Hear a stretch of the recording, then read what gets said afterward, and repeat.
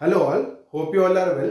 तो आज हम लोग और एक क्वेश्चन डिस्कस करते हैं सम एप्लीकेशंस ऑफ ट्रिग्नोमेट्री के ऊपर। ये एक डिफरेंट पैटर्न ऑफ क्वेश्चन है और यहाँ से हम कुछ सीखने का ट्राई करेंगे।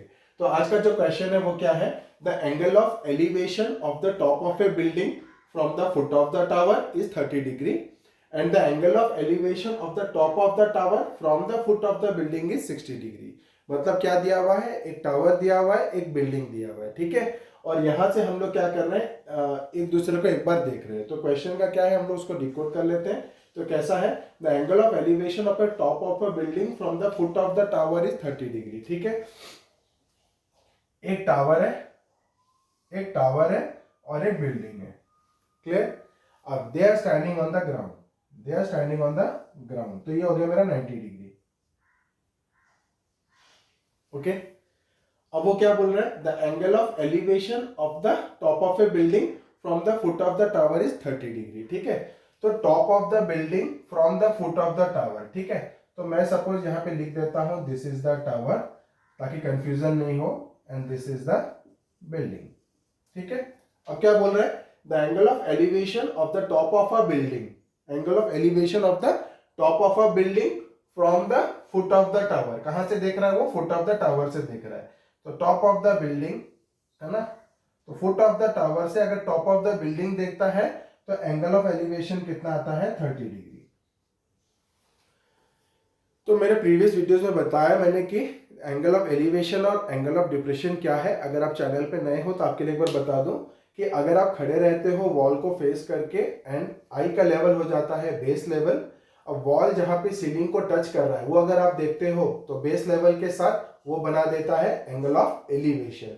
और जहां पे वॉल फ्लोर को टच कर रहा है, अगर आप वो वाले पोर्शन को देखते हो तो उसको हम लोग क्या बोलते हैं? Angle of depression. किसके साथ? ये बेस के साथ, एंगल ऑफ डिप्रेशन। तो ये क्या कहना चाह रहा है कि top of a building from the foot of the tower, building का टॉप को फुट ऑफ द टावर से देख रहा है तो एंगल ऑफ एलिवेशन कितना आ रहा है? 30 डिग्री। नेक्स्ट क्या बोल रहा है? And the angle of elevation of the top of the tower from the foot of the building, top of the tower from the foot of the building, top of the tower from the foot of the building is कितना दे दिया हुआ है? 60 degree, ठीक है। If the tower is 50 metre high, tower का height कितना दे दिया? 50 मीटर। टावर का हाइट हमारा कितना दे दिया है? 50 मीटर। तो हमको निकालना है find the height of the building. क्या निकालना है? Height of the building. तो ध्यान दीजिए, कभी भी आप जो फिगर बना रहे हो उसमें कभी भी ये नहीं सोचना है कि बिल्डिंग बड़ा होगा कि टावर बड़ा होगा, ठीक है। आप जब बना रहे हो तो फिगर बना रहे हो तो आप क्या करो, कैसे भी ले लो, खाली ये जो वैल्यूज है वो सही रखना, ठीक है। और अगर आप थोड़ा कॉन्सेप्ट में जाओगे तो ये ध्यान रखना कि ये 30 डिग्री में देख रहा है और ये 60 डिग्री में देख रहा है ना। तो जैसे मेरा ये बेस लेवल है तो मैं हल्का सा उठाता हूं तो छोटी एंगल आती है, ठीक है। और ऊपर उठाता हूं तो, और ये ठीक से समझो, ये वाला मेरा बेस लेवल है, ओके। तो मैं यहाँ पर मार्कर रखता हूँ, ये मेरा आई का बेस लेवल। अब ये बेस लेवल से मैं हल्का सा ऊपर देखता हूँ तो छोटी सी एंगल आ रही है, और थोड़ा ऊपर देखता हूं तो और बड़ी एंगल आ रही है, और थोड़ा ऊपर देखता हूं तो और बड़ी एंगल आ रही है, और पूरा यूं देखता हूं तो मेरी एक 90 डिग्री बन रही है। आंखों के साथ यूं यूं करके 90 डिग्री बन रही है, ठीक है। तो इस तरीके से आपको देखना है कि 30 डिग्री है तो छोटा होगा, 60 डिग्री देख रहा है तो हाइट बड़ा होगा, ठीक है। तो अभी हम लोग उसको सॉल्व करते हैं। कैसे करते हैं? उसको नेमिंग कर दो। सपोज मेरा ए बी हो गया बिल्डिंग, सी डी हो गया मेरा टावर, ठीक है। Let A B is the building, A B is the building and let C D is the tower, C D is the tower, ठीक है। तो अब हाइट ऑफ द टावर कितना दिया? सी डी का वैल्यू कितना है मेरे को? 50 मीटर्स। अब ध्यान दो, हमारे पास दो एंगल है ना, दो एंगल ऑफ एलिवेशन है, और यहाँ पे 50 मीटर दिया हुआ है, ठीक है। हमको निकालना है क्या है? Height of the building. तो ध्यान दो, ये हाइट ऑफ द बिल्डिंग निकालने के लिए ए बी के ऑपोजिट में कौन सा एंगल है? 30 डिग्री। ये ध्यान देना, ए बी के ऑपोजिट में कौन सा एंगल है? 30 डिग्री, है ना। तो tan 30 लूंगा, tan 30 लूंगा तो मेरा P बाई बी आएगा, है ना। अच्छा, मेरे को ये 50 मीटर दिया हुआ है, इसका ऑपोजिट कौन है 60 डिग्री, तो tan 60 लूंगा तो P बाई बी आ रहा है। मतलब BD को हमको क्या करना पड़ेगा, ये गिवन से निकालना पड़ेगा। मतलब इन ट्राइंगल BDC मेरे को tan थीटा डालना है tan 60। tan 60 क्या करता है, परपेंडिकुलर और बेस को रिलेट करता है, तो ये परपेंडिकुलर हमको गिवन है, बेस निकाल लेंगे। फिर हम लोग को AB निकालना है, AP का अपोजिट कौन है 30 डिग्री, तो हम लोग क्या करेंगे tan 30 डालेंगे तो P by B AB by BD आ जाएगा। तो हम लोग क्या कर सकते हैं, BD 50 से BD निकालेंगे, BD से AB निकालेंगे। तो ये हम लोग करने वाले हैं। तो पहले हम लोग किधर जाएंगे, इन ट्राइंगल CDB। तो in triangle CDB, in triangle CDB tan 60 degree कितना हो जाएगा, tan 60 degree is equal to P by B, perpendicular by base. तो एंगल के अपोजिट वाला क्या हो जाता है, परपेंडिकुलर। एंगल जिस पे रेस्ट करता है वो क्या हो जाता है, बेस। तो 60 का अपोजिट कौन है, ये, तो ये हो गया परपेंडिकुलर। तो कितना हो जाएगा CD by BD, CD by BD।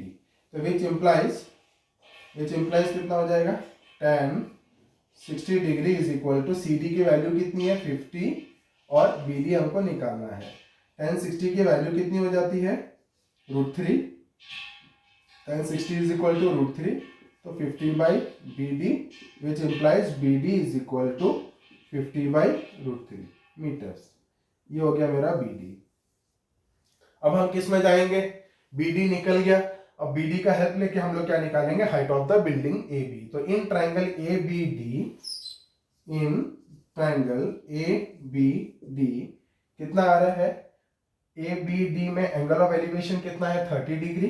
तो tan 30 लिया, तो tan 30 डिग्री लिया, तो 30 का ऑपोजिट साइड क्या बन जाएगा, एंगल का ऑपोजिट साइड बन जाता है परपेंडिकुलर। एंगल जिस पे रेस्ट कर रहा होता है वो हो जाता है बेस। तो AB बाई BD, तो tan 30 degree is equal to AB by BD। tan 30 का वैल्यू कितना है 1 by √3 is equal to AB हमको निकालना है।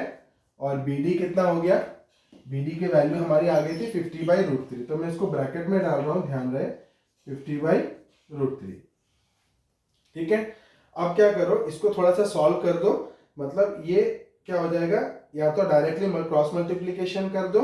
क्रॉस मल्टीप्लीकेशन कर देंगे तो कितना आ जाएगा, AB इज इक्वल टू, ये इधर ही रह गया, ठीक है, तो AB इंटू √3। या डायरेक्टली क्या करो, AB को ऐसे ही रखो, 50 बाई √3 को 1 बाई √3 के साथ मल्टीप्लाई कर दो। तो कितना हो जाएगा 50 बाई √3 इंटू 1 बाई √3, तो कितना हो जाएगा 50 बाई 3 मीटर्स। तो इसको ऐसे मत छोड़ना, इसको क्या करना, मिक्स फ्रैक्शन में कर देना। 3 1 जा 3, 20, 3 6 जा 18, 2, है ना। तो कितना हो जाएगा 16, 2 बाई 3, 16 3 जा 48, 48 प्लस 2 50 बाई 3 मीटर्स। तो ये हमारा हो जाएगा आंसर। तो होप आपको ये समझ में आ गया, और यहाँ से आपको कुछ कॉन्सेप्ट भी समझ में आया कि फुट ऑफ द बिल्डिंग से उसको देखना है, फुट ऑफ द टावर से बिल्डिंग के टॉप को देखना है। इस तरीके का एक पैटर्न ऑफ क्वेश्चन हमने डिस्कस कर लिया। तो फर्दर मेरी रिक्वेस्ट आपसे ये रहेगी, कभी भी कोई भी क्वेश्चन कर रहे हैं उसको याद करने की कोशिश ना करें। क्या करें, उस क्वेश्चन को अच्छी तरीके से समझें, ताकि उस पर बेस्ड करके किसी भी तरीके का क्वेश्चन घुमा के आए तो हम कर सकें। तो अभी के लिए इतना ही, बने रहिए मेरे साथ मेरे आगे वीडियोज़ के लिए। Thank you.